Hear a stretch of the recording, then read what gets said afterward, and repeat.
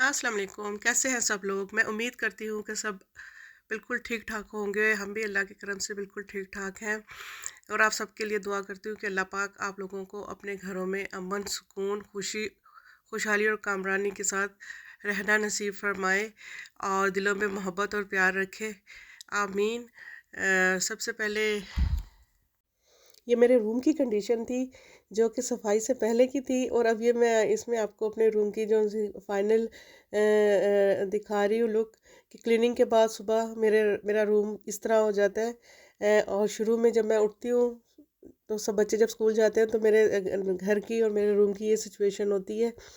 और इसके बाद अब मैं बाहर आई हूँ, बाहर आके मैं ये दिखा रही हूँ कि सुबह सुबह घर में ये सिचुएशन है। सुबह जब मैं उठती हूँ, हालांकि मैं रात को सब कुछ फाइनल करके सोती हूँ, लेकिन फिर भी सुबह जब उठती हूँ तो ये सिचुएशन होती है। और उसके बाद मैं आपको ये घर की जब क्लीनिंग वगैरह मैंने कर ली है, ये इसका फाइनल लुक आपको यहाँ पे मैं दिखा रही हूँ कि सफाई के बाद फिर मेरे घर की ये लुक हो जाती है। ये सुबह अभी बेबी उठ गई है, मैंने इसके लिए सफाई करने के बाद एग बनाया है। ये सुबह ब्रेकफास्ट में एग लेती है और ब्रेड वगैरह भी साथ लेती है। और बस सब कुछ हो गया है, बस मेरे बर्तन रह गए हैं। बाकी मैंने काफ़ी जो सी है ना, सारा जो सी चीज़ें थी कबोर्ड में रख दी हैं, जो जो भी छोटी छोटी चीज़ें हैं। अच्छा, इसमें मैं एक छोटी सी टिप दे रही हूँ कि समटाइम्स आपको बर्तन धोने का बिल्कुल दिल ही ना चाह रहा होता, जब मेरा भी ऐसा ही होता है कि स्पेशली जब मेरी एक बार बर्तन धुल चुकी हूँ और सिंक साफ़ हो चुकी हूँ, तो फिर मैं ये छोटे छोटे जो बर्तन होते हैं या कोई एक आधा पॉट होता है या कुछ थोड़ी चीज़ें, तो मैं उसे बगैर हाथ गीले किए भी खाली ब्रश से सोप इसमें ब्रश में पॉट में सोप डालती हूँ और ब्रश से क्लीन करके तो बस रख देती हूँ और बिल्कुल साफ़ हो जाते हैं बर्तन। तो ये भी एक छोटी सी टिप है कि जब नहीं दिल चाह रहा हो तो इस तरह कर लें। आज के टॉपिक पे बात करते हैं। आज हम लोगों ने जिस टॉपिक पे बात करनी है वो है सम टिप्स, यानी कुछ अच्छी शादीशुदा ज़िंदगी गुजारने के लिए कुछ टिप्स। नई मैरिड बच्चियों के लिए जिनकी अभी नई नई शादी हुई होती है, क्योंकि अब मेरी शादी को भी 15 साल हो गए हैं, मैं भी इतनी मैच्योर हो चुकी हूँ कि कुछ टिप्स दे सकती हूँ बच्चियों, नई बच्चियों को जो कि नई नई शादी की रिश्ते में बनती हैं। और असल में होता ये है कि जब भी एक लड़की की शादी होती है ना, तो उसकी एक्सपेक्टेशन बहुत होती है। वो समझ मतलब कि हर लड़की ने एक बड़ा ही एक ऊंचा एक इमेज बनाया होता है कि मेरी शादी होगी तो एक बड़ा ही परफेक्ट किस्म का मुझे, वो कहते हैं, घर मिलेगा, बड़ा एजुकेटेड हस्बैंड होता है, होगा, कोऑपरेटिव लॉ इन लॉज होंगे, बड़ा यानी सिविलाइज्ड माहौल होगा, सब कुछ बहुत कुछ अच्छा सोचा होता है, यानी कि इमेजिन किया होता है। लेकिन हकीकत है कि हर चीज़ इंसान की सोच से बिल्कुल डिफरेंट निकल आती है। मेजोरिटी यानी शादीशुदा ऐसे ज़िंदगी में ऐसा ही होता है कि आपकी एक्सपेक्टेशन से बरक्स आपको माहौल फेस करना पड़ता है। तो इसमें जो जिस चीज़ की सबसे ज़्यादा ज़रूरत होती है वो होना चाहिए सब्र और तहम्मुल। जितना आप को एक नए माहौल में एडजस्ट करने के लिए जिस चीज़ की सबसे ज़्यादा ज़रूरत है वो है सब्र। यानी आपको, आपके अंदर जितनी पेशेंस होगी आप उतना अच्छे तरीके से डील कर सकोगे। और इसके अलावा आपने दूसरा ये काम करना है कि आप यानी अपने हस्बैंड के साथ एक अच्छा जो है ना रिलेशन कायम करिए, एक अच्छी, यानी दोनों के रिश्ते में काफ़ी इस चीज़ पे ज़्यादा फोकस करें कि आपके दरमियान एक अच्छी बॉन्डिंग क्रिएट हो जाए। छोटी छोटी बातों पर एक दूसरे से नाराज़ मत हो। कई कई दिन वो होता है अक्सर कि छोटी छोटी बातों पर एक दूसरे से नाराज़ हो जाते हैं और कई कई दिन बात नहीं करते। इससे भी आपका जो है रिलेशन बहुत ख़राब होता है और जो है ना दूसरी बहुत सारी जो से वो होते हैं उनको मौका मिलता है कि आप लोगों को आपके के दरमियान एक लड़ाई झगड़े का माहौल, यानी कि एक बदमज़गी सी कायम करने में ये जो सा फैक्ट ये है, इस पे बहुत आपको तवज्जो देनी पड़ेगी कि छोटी छोटी बातों पर नाराज़ ना हो। और अगर होता भी है कि समटाइम्स होती है, बातें होती हैं, नाराज़ होते भी हैं, तो कोशिश यही करें कि बिल्कुल ही, कहते हैं, कम्युनिकेशन बंद नहीं करें। एक दूसरे के साथ कम्युनिकेट करते रहा करें। एक दूसरे को उसको देखते नहीं कम्युनिकेट कर सकते तो कम से कम आई टू आई कांटेक्ट ही कायम कर लिया करें।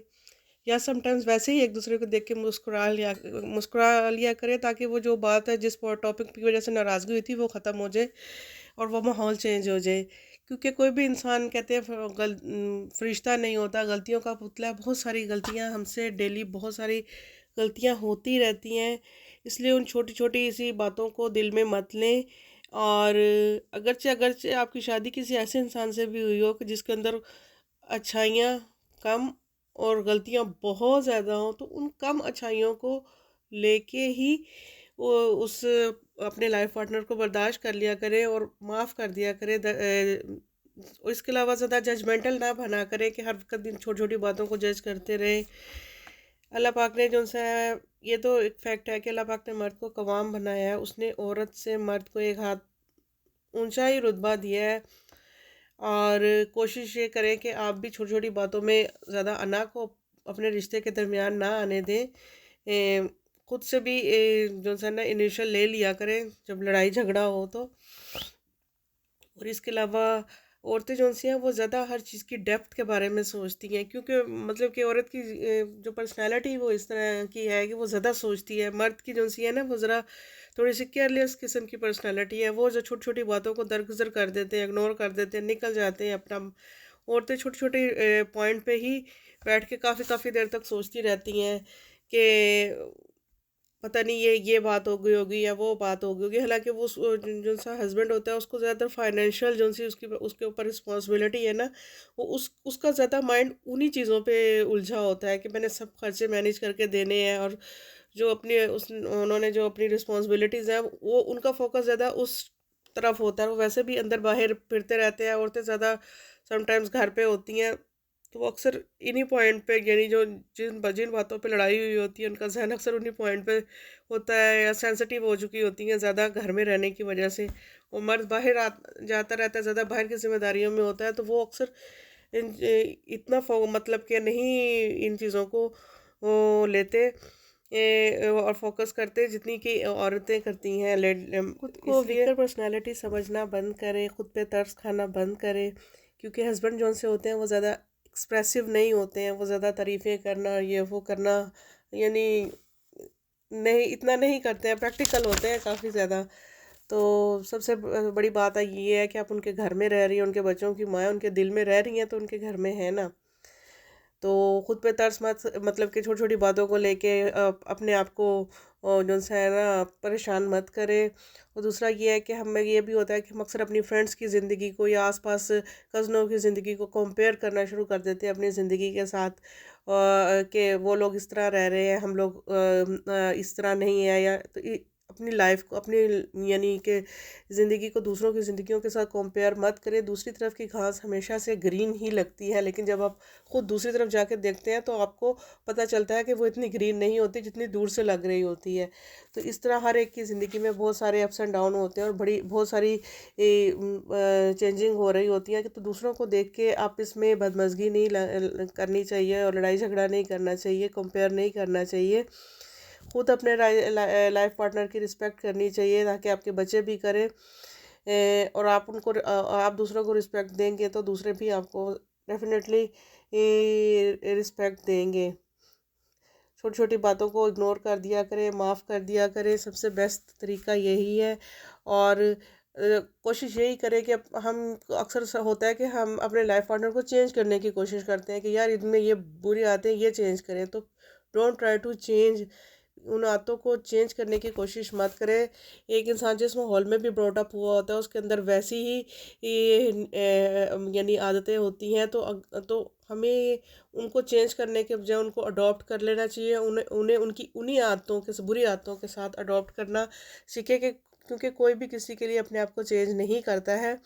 तो कोशिश यही करें कि अगर दूसरे पार्टनर के अंदर कोई बुरी आदतें हैं तो उन्हें अडॉप्ट कर ले। और इस रिश्ते में ज़्यादा स्पेस की ज़रूरत होती है कि यानी ये कोई इस तरह फेरी टेल वाला रिश्ता नहीं कि जो मियाँ बीवी हर वक्त इकट्ठे ही एक दूसरे का हाथ पकड़ के फिर रहे हैं, एक इकट्ठे बैठ रहे हैं, इकट्ठे खा रहे हैं, इकट्ठे सो रहे हैं, ऐसा नहीं होता है। इस रिश्ते को स्पेस की ज़रूरत होती है। तो जितनी यानी अगर आप इस लॉन्ग लास्टिंग इस रिश्ते को बनाना चाहते हैं तो आप इसमें एक दूसरे को स्पेस दिया करें, एक दूसरे की सेल्फ रिस्पेक्ट का ख्याल रखा करें। वो एक है, एक कदम तुम चलो एक कदम हम चलें, चले तो कट ही जाएगा सफ़र आहिस्ता आहिस्ता। तो बस ये ज़िंदगी का सफ़र भी इसी तरह कट जाएगा, सब्र तहम्मुल और बर्दाश्त से। और इसमें मैंने कुछ अपने कुछ पर्सनल एक्सपीरियंसेस आपके साथ शेयर किए उम्मीद करती हूँ कि आपको इससे अगर आप इनको अडॉप्ट करेंगी तो आपकी मैरिड लाइफ में बड़ी हैप्पी चेंजिंग्स आएंगी। तो इंशाल्लाह फिर नेक्स्ट टाइम किसी अच्छे टॉपिक पे बात करेंगे। आपसे इजाज़त चाहती हूँ। अल्लाह हाफिज़। दुआओं में याद रखिएगा। चैनल को लाइक कीजिएगा, सब्सक्राइब कीजिएगा। अल्लाह हाफिज़।